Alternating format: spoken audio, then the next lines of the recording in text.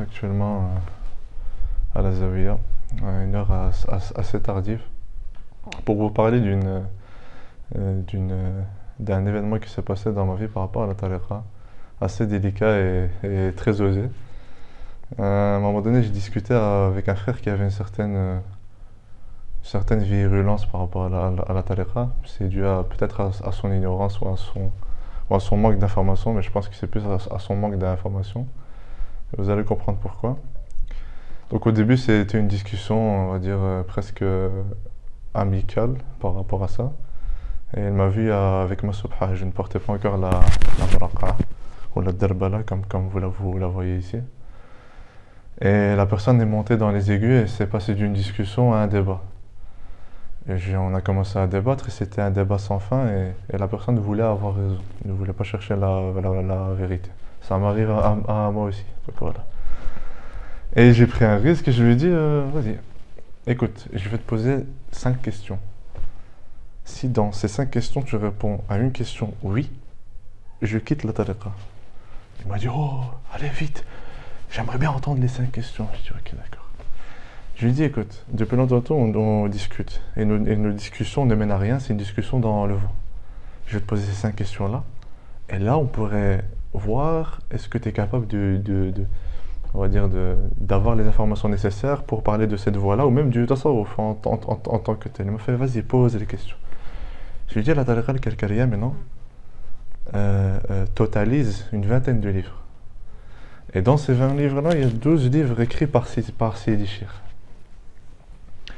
Est-ce que tu as lu un seul de ces livres-là et tu sais me le résumer là? Il m'a répondu, non, je vais pas te mentir, j'ai jamais lu.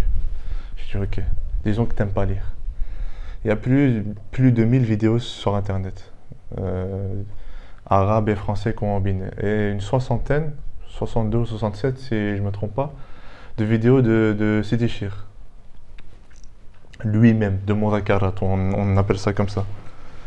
Et ce Mudhakarat-là, c'est un trésor caché. J'invite à les écouter et à activer la traduction pour ceux qui ne parlent pas arabe ou à les envoyer à certaines personnes qui veulent se boire à la coupe de ces sciences ésotériques et spirituelles. Je lui ai dit, est-ce que tu as écouté au moins une de ces vidéos-là et tu sais me la résumer là? Il fait, ouais, mais j'ai écouté vite fait. J'ai dit, non, complètement. Il m'a dit, non, jamais écouté, je vais pas te mentir. Et ça m'intéresse pas. Je dis, ben voilà. Je lui ai dit, vas-y, disons que t'aimes pas les vidéos. Je vais te ramener à quelque chose encore de plus simple. Il y a un site internet très très dynamique, accessible à tous, très pédagogique, de la Tariqa al-Karkariya. Est-ce que tu as lu de fond en comble le site? Non, j'ai juste lu à gauche à droite. Non, je dis tout. Il m'a répondu non. Je lui ai dit, Sidi, disons que t'aimes pas lire, t'aimes pas regarder les vidéos, t'as pas le temps pour ça. Allez. Tu sais couper, tu as déjà coupé un billet direction Nador al-Arwi et tu es parti à la Zawiya rencontrer le cheikh et ses disciples? Il fait non, les billets trop chers. Je dis non. Entre septembre et décembre, les billets ne sont pas du tout chers. Vas-y, pas grave. Disons que tu veux pas y aller à l'Arwi, t'as pas le temps, tout ça.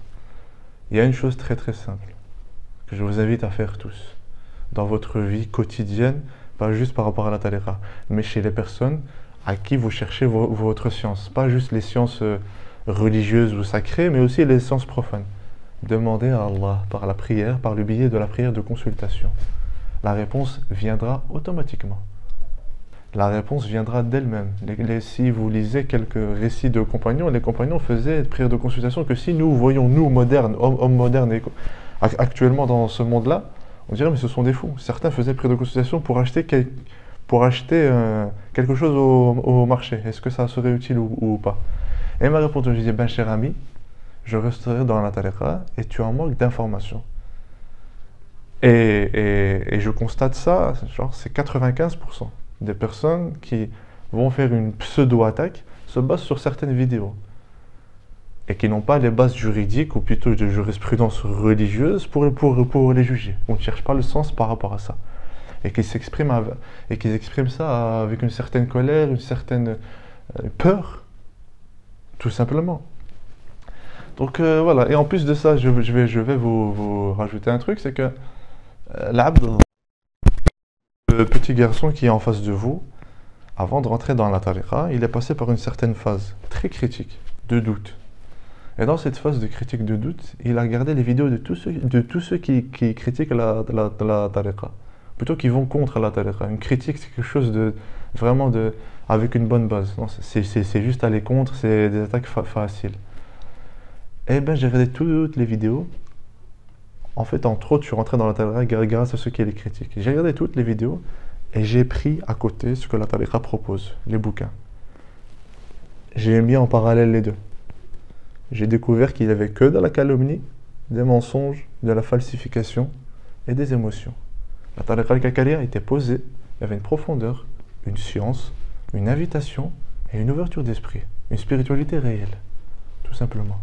Ce travail-là, j'invite à tout à chacun, avant de poser quelques mots. Parce que dans le Coran, je rappelle qu'Allah dit dans Surat Al-An'am, dans une partie d'un verset, le verset 162 si je ne me trompe pas, وَإِذَا قُلْتُمْ فَعْدِلُوا وَلَوْ كَانَ ذَا قُرْبَى. Quand vous dites, soyez juste et équitable, même si c'est un proche parent. Faire très très attention. Donc, comme je vous ai dit, là, je suis actuellement à la Zawiya, il est minuit, et je pars demain. C'est le 40e jour, ou le 42e jour actuellement. Et j'ai beaucoup profité de mon séjour ici à la Zawiya, et ce que j'ai vu, en fait, c'est quelque chose de très profond, très, très fraternel et très amical et très authentique.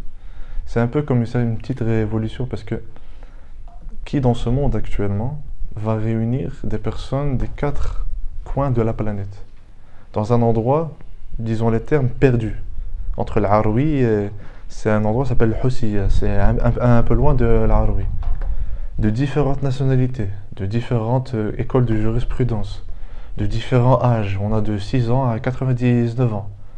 Venir faire du zikr dans un endroit, se lever, aimer Allah et son prophète, aimer lire le Coran, alors que pour certaines personnes, ils n'avaient aucune relation avec l'islam, mais rien du tout. Ah, rien. Ils arrivent chez Sidi Cheikh Mohamed Fawzi et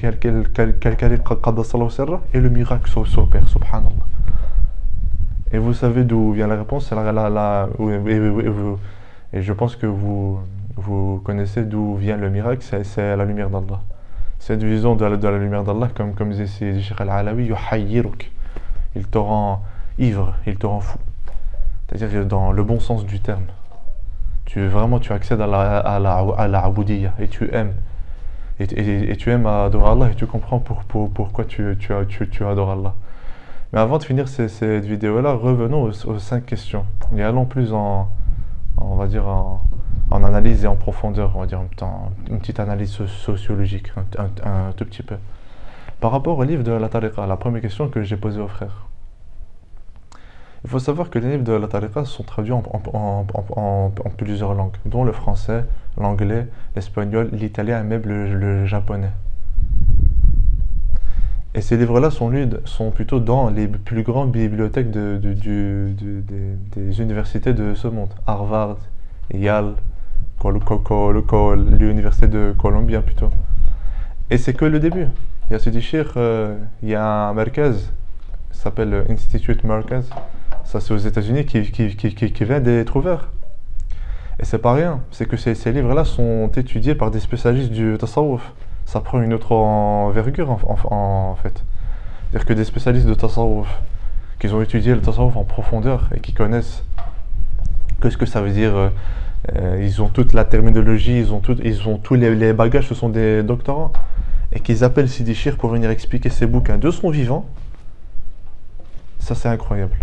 À mon humble avis, c'est incroyable. Ces bouquins sont étudiés dans les plus grosses universités. Et de l'autre côté, ceux qui attaquent la tariqa injustement n'arrivent même pas à critiquer les livres en tant que tels et à chercher un défaut. Parce que c'est incritiquable, tout simplement. Il faut savoir, voilà, c'est-à-dire que quand tu es dans les Zawiya, tu vois que le miracle s'opère. Tu es assis, à ta gauche, il y a un Jordanien, à ta droite, il y a un Français, ou il y a un Algérien, vous êtes venus pour une seule chose, le dhikr d'Allah et la lumière de Dieu.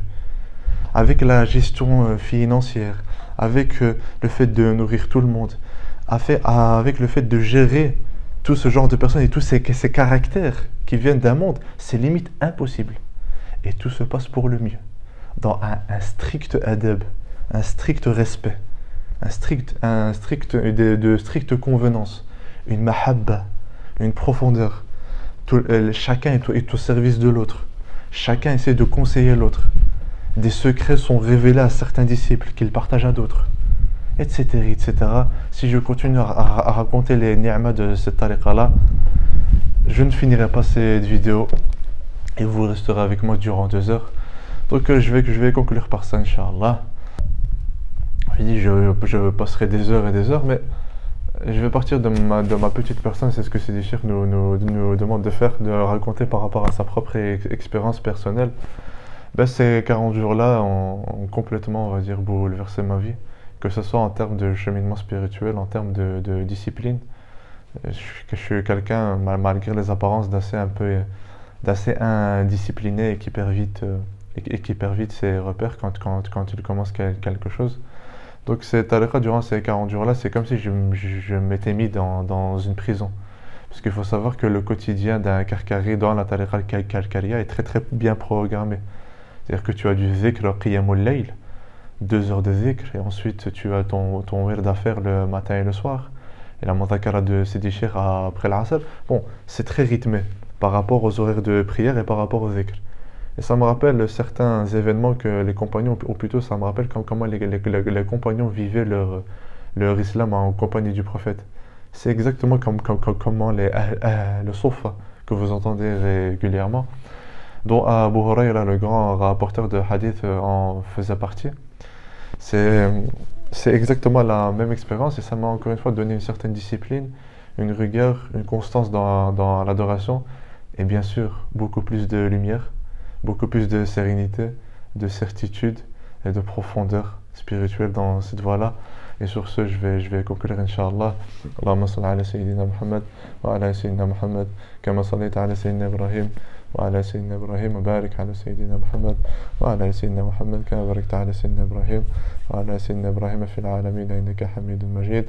Subhana rabbika rabbil izzati amma yasifun. Salamun ala al-mursalin.